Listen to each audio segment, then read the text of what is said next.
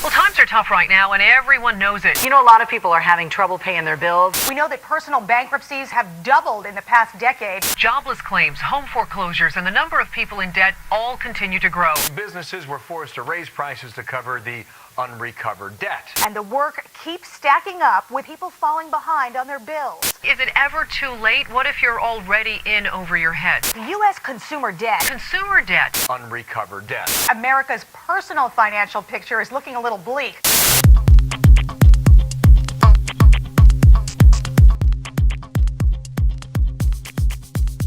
Debt can be an intimidating word, especially now as the U.S. and world economies are struggling to come out of the biggest recession since the Great Depression. Worldwide, debt levels are substantial. Economies are spending more than they are earning, and the numbers are fluctuating with every tick of the clock.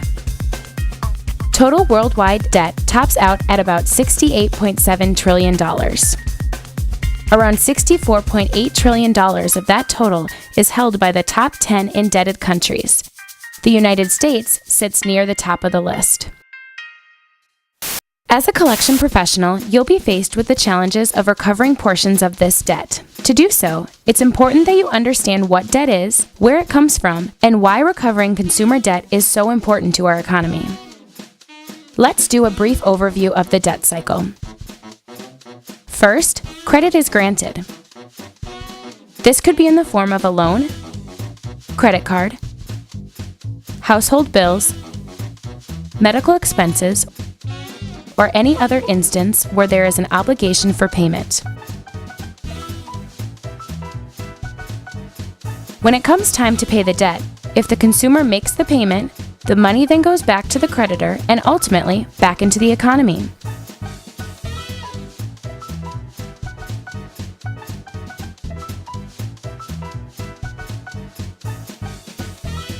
However, if the consumer is unable to make payment, the debt becomes delinquent or goes into default.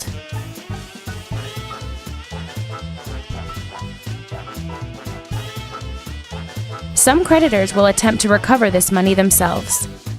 This is called first-party collections.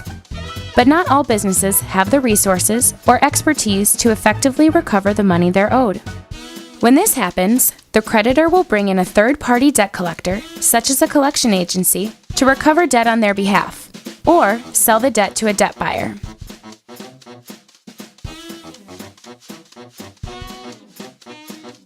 At this point, the collection agency seeks to collect some, if not all, of the original debt and return this money back to the creditor and the economy.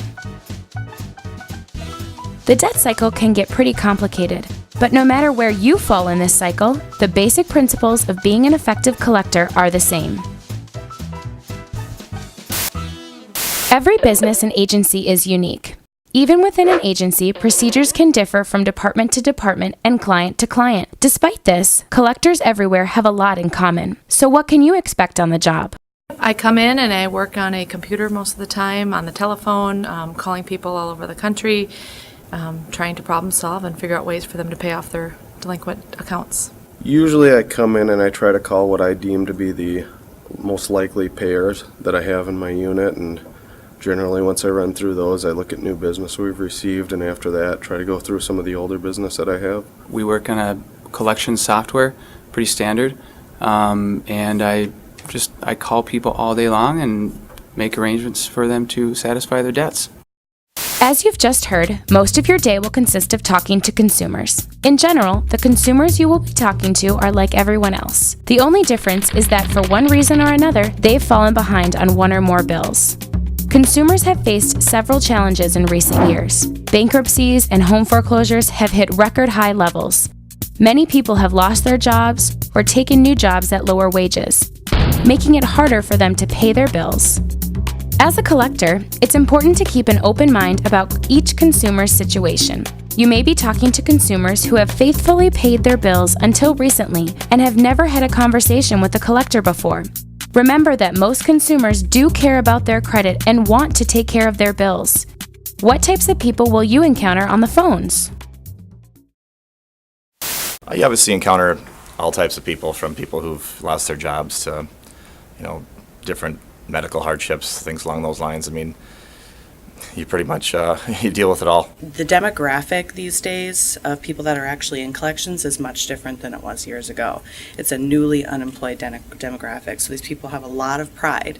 So it's not that they don't want to pay, it's just that they're not able to pay. What I think is we run into people a lot like us. I think that's what collectors do need to take in mind, that a lot of these people, they go through things that we've gone through in the past, and the majority of people, if you just try to understand their situation, they're nice people.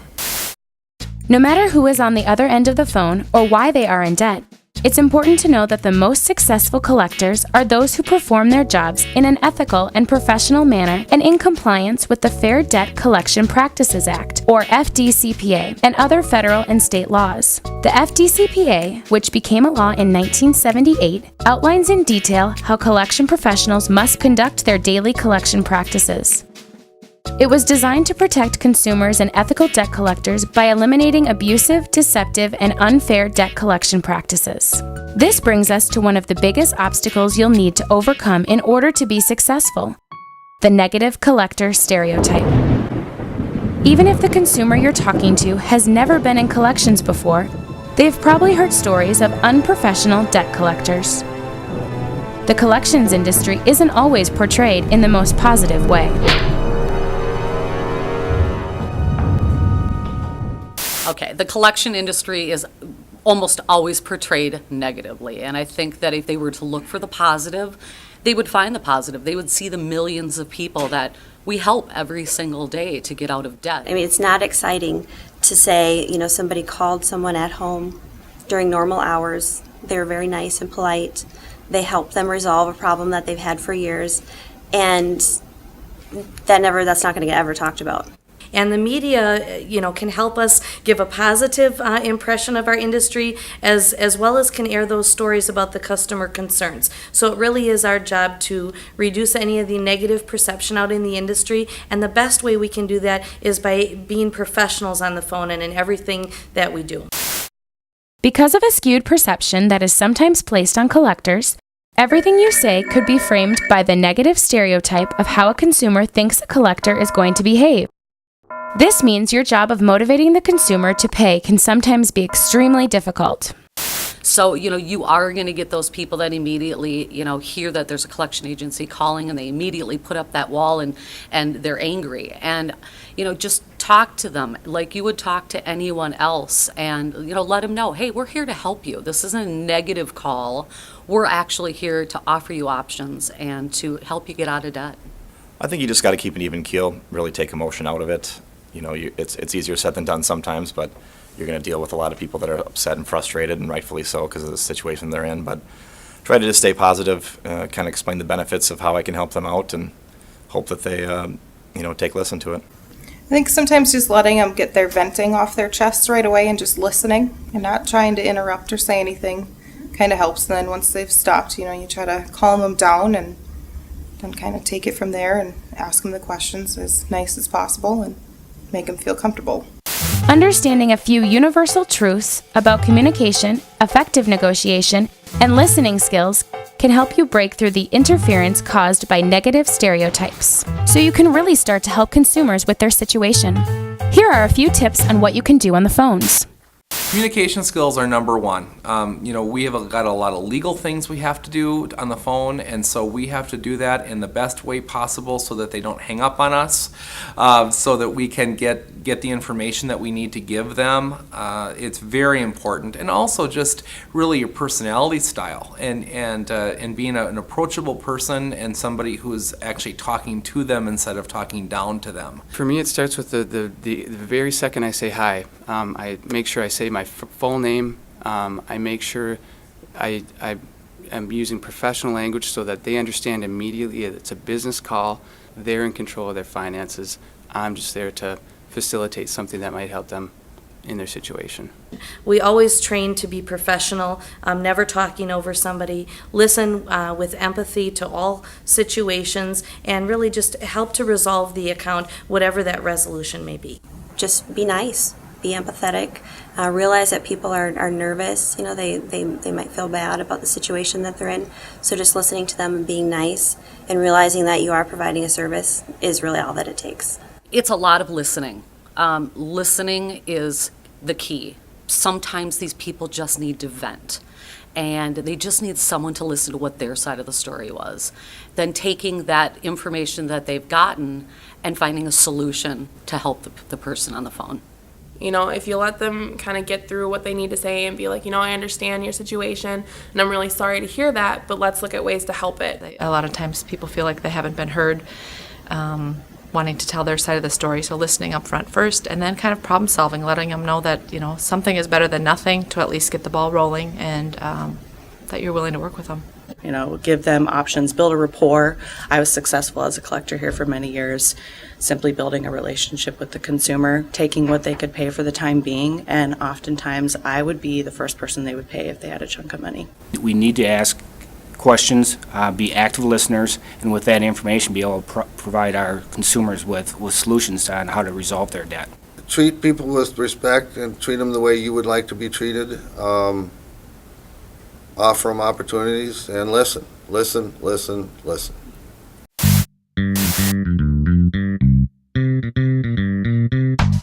As you've just heard, actively listening to the consumer on the phone and then building a rapport with them will benefit you when it's time to use your problem-solving skills to find a solution.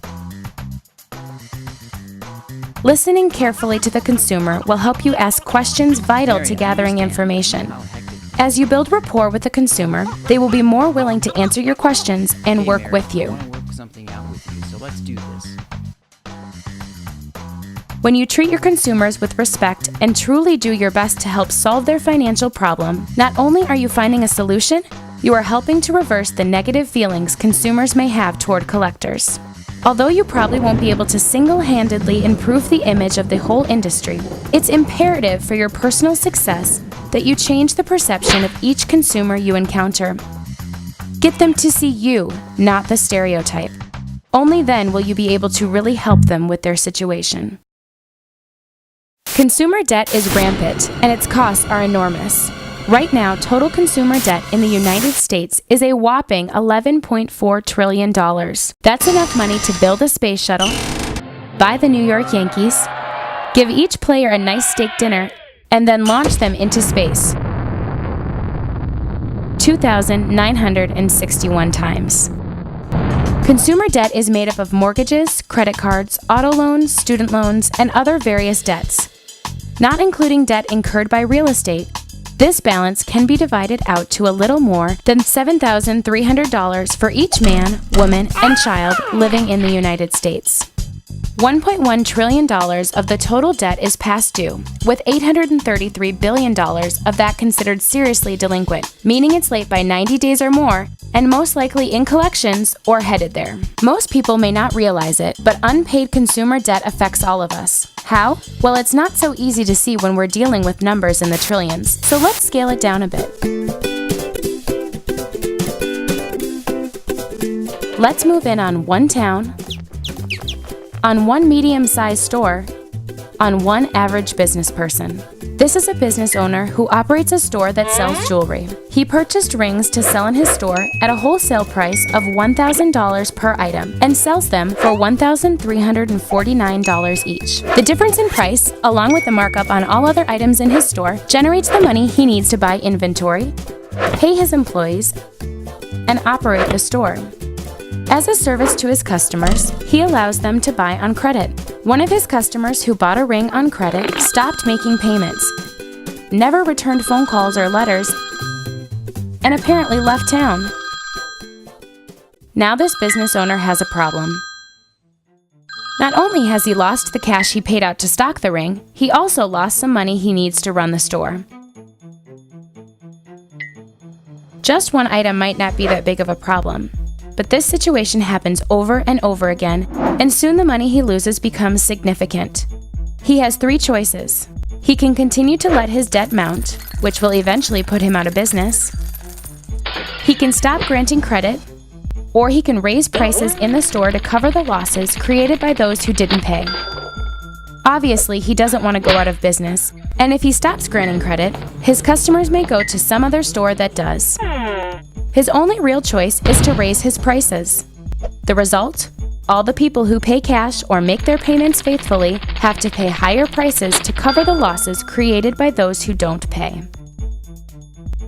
This is just one business in one town, but this merchant isn't alone. Add his loss to similar losses tallied up by the town's other merchants, and then add the losses of everyone else in the nation who provide a business or a service. And a stockpile of debt grows before our eyes. What does this mean for you and me? It means we pay more for every item of food, clothing, and merchandise we purchase through higher prices that are necessary to make up for those who buy but don't pay. But these adverse impacts could be worse. In fact, they would be worse without the efforts of credit and collection organizations and people like you. What if you weren't on the job?